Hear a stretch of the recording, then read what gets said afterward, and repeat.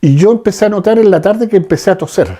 Yo nunca había tenido problemas respiratorios, más nunca había estado en un hospital. Fui a la Mutual, fui yo solo. Y el médico me dice, don Omar, ¿qué le pasó a su pulmón?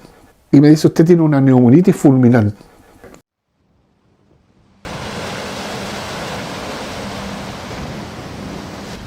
Me llamaron a negociar, yo les dije que yo no quería negociar y lo que queríamos era nuestro Omar de vuelta, quería mi trabajo de vuelta. Yo no sé otra cosa que trabajar en la vida.